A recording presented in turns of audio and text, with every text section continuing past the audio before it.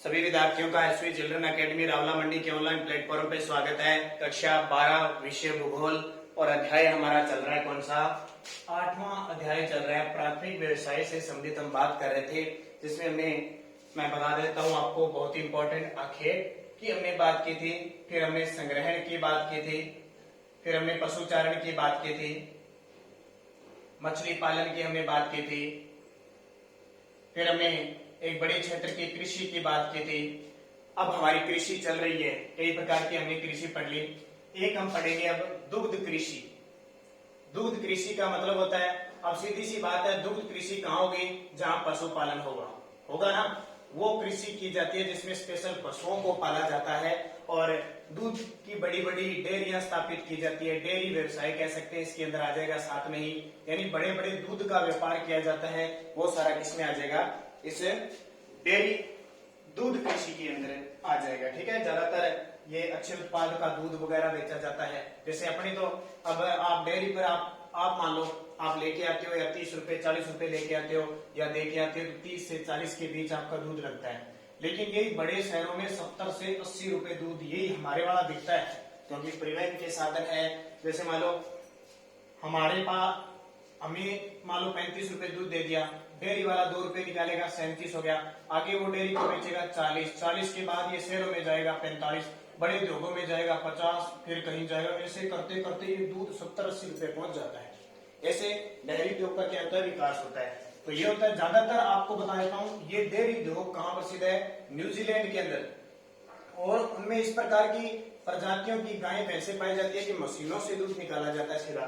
New Zealand है, Denmark है, America है, ऑस्ट्रेलिया है, यहाँ पे ये दूध खास करके दूध कृषि की जाती है। देखिए America, Australia, New Zealand dairy farming उद्योग है। ठीक है, तो डेयरी व्यवसाय यहाँ का उपयोग किया जाता है।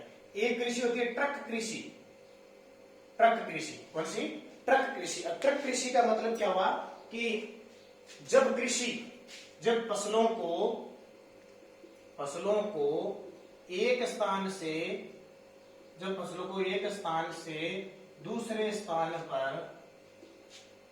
पर ले जाने के लिए जिस परिवहन या ले जाने के लिए ट्रक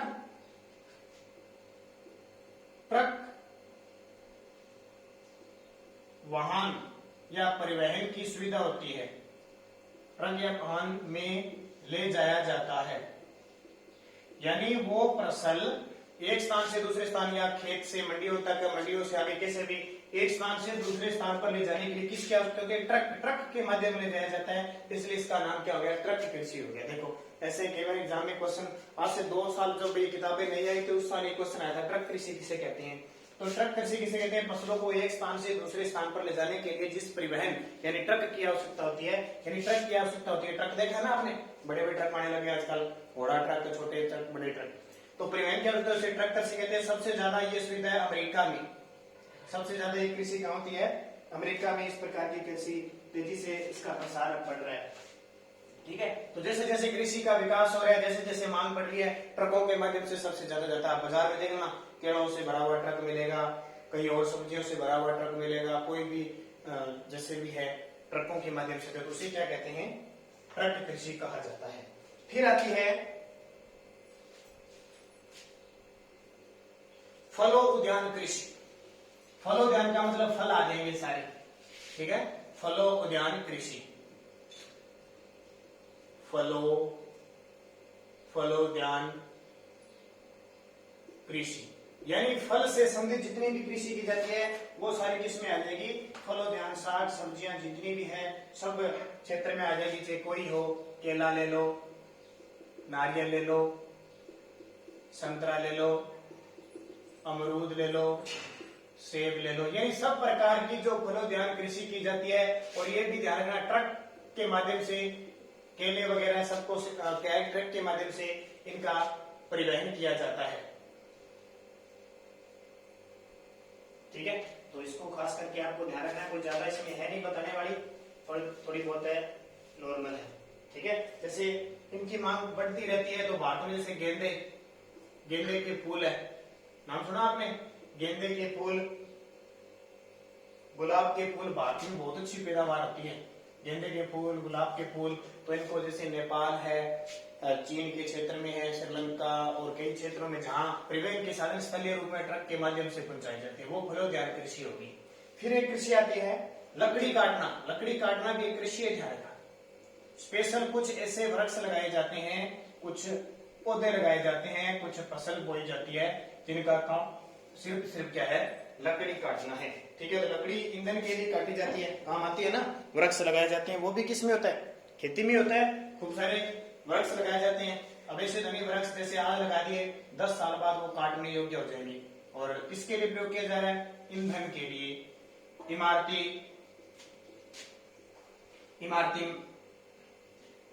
आवास बनाने के लिए, इमारती लकड़ी जिसको कहते हैं, इमारत के लिए आजकल बड़े बड़े बंगले वगैरह बनते हैं, उसमें लकड़ियों की जोड़ियां वगैरह, दरवाजे वगैरह लगते हैं, तो वहां लकड़ी काम आती है, ईंधन में काम आती है। आजकल हालांकि गैस सिलेंडर की सुविधा होगी, लेकिन कम काटी जाती है, लेकिन फिर भी काटी जाती है, जहां जरूरत है ना वहां काटी जाती है। ये लकड़ी काटना भी एक क्या है, कागज है, फर्नीचर है, इन सब में उपयोग किया जाता है। और ये खास करके देखो, जैसे लकड़ी वृक्ष कौन कौन से होते हैं, इसमें खास करके उष्णकटिबंधीय क्षेत्रों में पाए जाते हैं, क्योंकि वहां सबसे ज्यादा वन है। उष्णकटिबंधीय क्षेत्र कौन कौन से, देखो, साल प्रमुख वृक्ष, साल, सागवान, महोगनी, सागौन, चंदन, रोजवुड। ठीक है, ये सारी क्या है, उष्णकटिबंधीय क्षेत्र में लकड़ी काटने का भी काम होता है। और जैसे शीत प्रदेश है, शीत प्रदेशों में भी कोणधारी वन पाए जाते हैं, कोणधारी व टुंड्रा वन पाए जाते हैं, टुंड्रा, टेगा वन, नाम सुना ना, टेगा वन। ठीक है, इनसे क्या है, खास करके कागज बनता है, जो आज किताबों वाला कागज आता है ना, वो इनसे कोणधारी सबसे ज्यादा इनसे बनता है। यानी लकड़ी को कूट के, पीस के उद्योगों में स्थापित करके, देखो पेज आता है ना, लकड़ी का बना होता है, अंदाजा लगा सकते हो क्या। तो इस तरह की एक कला होती है इन लकड़ियों को। तो बहुत सारी मुलायम लुगदी वगैरह, कागज वगैरह सारे बनाए जाए। तो धीरे धीरे क्या है, खास करके कनाडा, अमेरिका, फिनलैंड, नार्वे,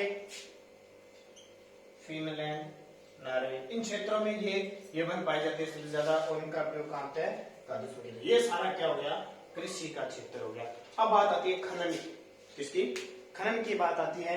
तो आपको पता है खनन, जहाँ खान होती है, खान से क्या है, खनिज निकाले जाते हैं अशुद्ध रूप से, वो खनन वाला क्षेत्र हो गया।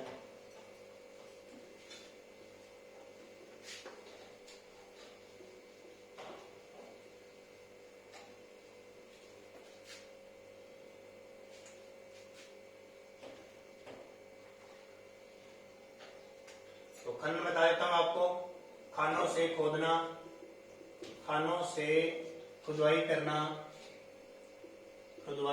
क्या कहलाता है, खनन कहलाता है। ठीक है, और ये किसके रूप में, अयस्क के रूप में निकलते हैं। अयस्क का मतलब 2-3 मिश्रित रूप में निकलते हैं।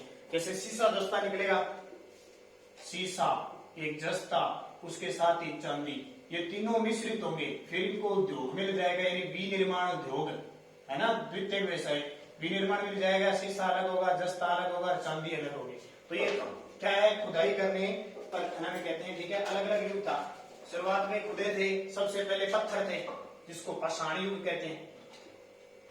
पत्थर थे सबसे पहले, जो कहलाता है पाषाण युग।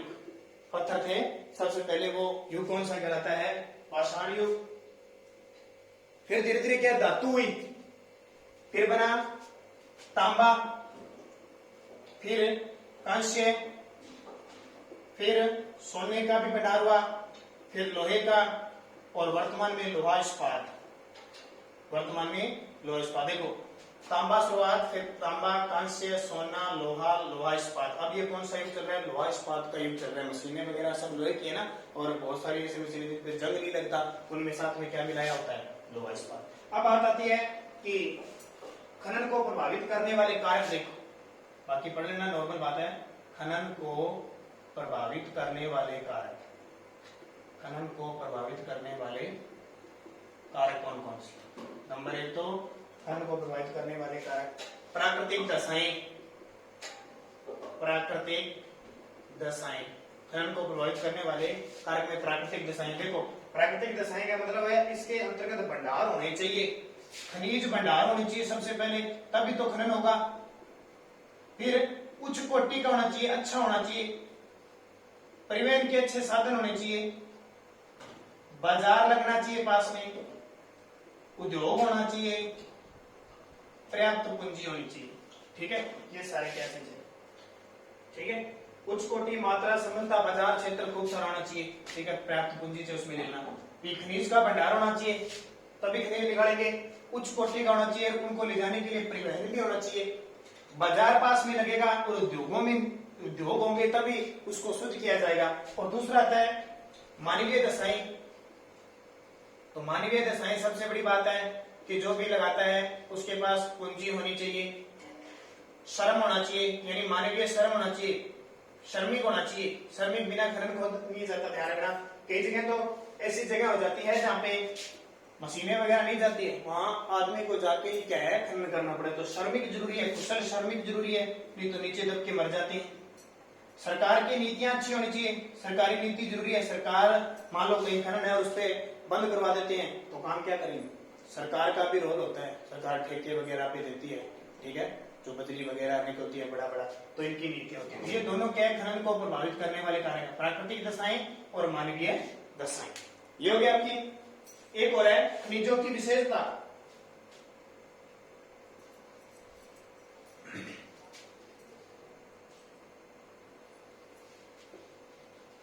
खनिजों की विशेषता क्या होती है? तो नॉर्मल सी बात है, खनिज किसमें काम आते हैं?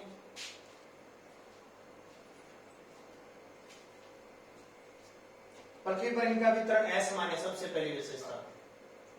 पृथ्वी पर वितरण असमान है। अब कैसे असमान कैसे है? आपको पता है कि कहीं तो सोना है, कहीं तांबा है, कहीं लोहा है, कहीं पत्थर है, कहीं चांदी है, अलग अलग है ना? क्या सारी जगह एक ही है कि जहां चांदी लिखने लगे वहां तांबा, सोना, जस्ता, जस्पर, जितने भी खनिज सारे नहीं निकले। अलग अलग क्षेत्र की अलग अलग विशेषता है। जैसे हमारे राजस्थान में खेतड़ी है, तांबे के लिए प्रसिद्ध है, और कहीं तांबा इतना ज्यादा नहीं होता। नागौर में हमारे संगमरमर होता है, भीलवाड़ा में हमारे बर्फ होता है, कोयला हमारे बीकानेर क्षेत्र में होता है, सोना बांसवाड़ा की खान है सिर्फ वही निकलता है, चांदी उदयपुर में थोड़ी सी निकलती है। तो ये असमान वितरण, पृथ्वी पर वितरण क्या है इनका? असमान, एक बड़ी विशेषता। खनिज निश्चित व अनवीयकरण है। अनवीयकरण, अनवीयकरण का मतलब आने वाले समय में खनिज समाप्त हो जाएंगे। अब जहां चांदी निकल रही है, चांदी चांदी कितने दिन चांदी निकलेगी, समाप्त हो जाएगी। अनवीयकरण का मतलब इसे दोबारा नहीं बनाया जा सकता। ठीक है, एक बार जहां से निकाल दिया तांबा, वो एक दिन आते आते लुप्त हो जाएगा।